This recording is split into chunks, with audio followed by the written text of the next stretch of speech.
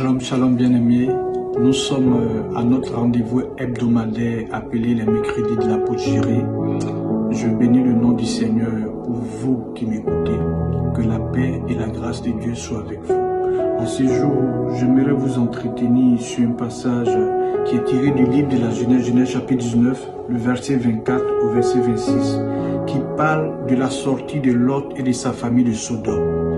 Et la Bible dit que pendant qu'il sortait, la femme de Lot regarda en arrière et elle devint une statue de sel. Alléluia. Bien-aimés, ce matin, je vais vous entretenir sur l'attitude de la femme de Lot. La femme de Lot a regardé en arrière et elle est devenue une statue de sel. Pourquoi cette femme a regardé en arrière? Elle était très attachée à la ville de Sodome. Elle s'était habituée à cette ville. Son amour était grand pour cette ville.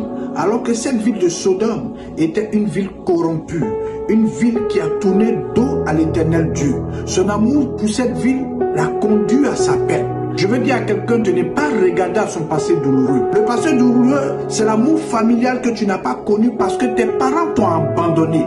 Le passé douloureux, c'est l'homme avec qui tu as passé toute ta vie. Tu lui as tout donné, mais malheureusement, il t'a abandonné pour une autre.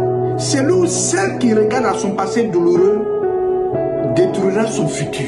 J'ai une sœur dans le Seigneur. Lorsque elle a accepté Jésus, elle a rencontré un homme bien, un homme qui a les moyens, un homme qui va souvent en mission.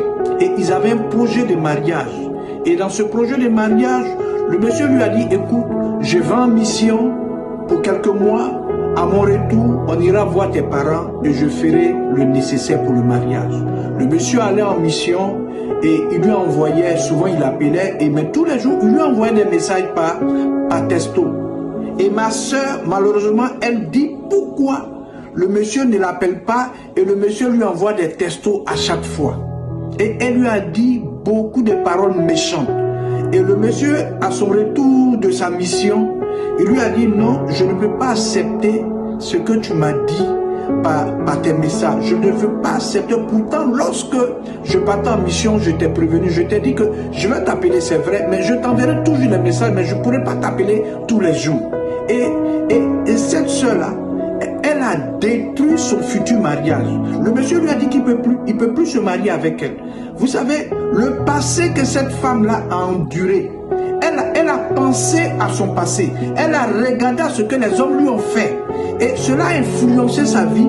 Et ce passé-là est venu pour mettre un frein à son futur mariage. Ton passé, c'est ton passé. Oublie ton passé. Pense à ton futur. La Bible dit, selon Ésaïe 43, verset 18, ne pense plus aux événements passés et ne considérez plus ce qui est ancien. Voici, je vais faire une chose nouvelle sur le point d'arriver. Ne la connaîtrez-vous pas? Je mettrai un chemin dans le désert et des fleuves dans la solitude.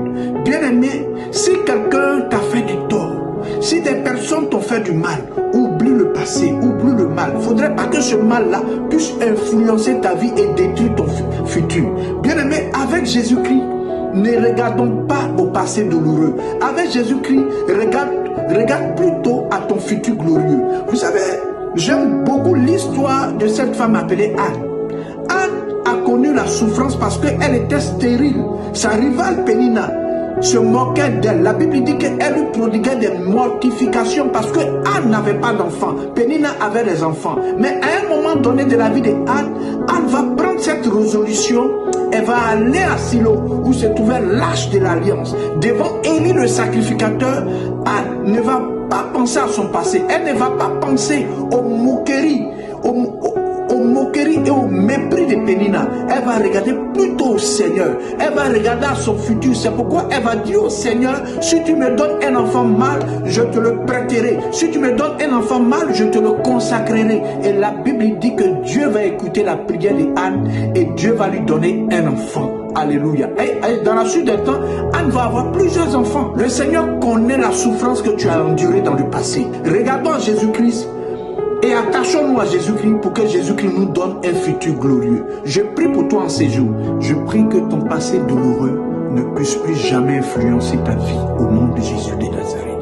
Je prie pour toi que le Seigneur te fasse la grâce de ne plus jamais regarder à ton passé douloureux au nom de Jésus.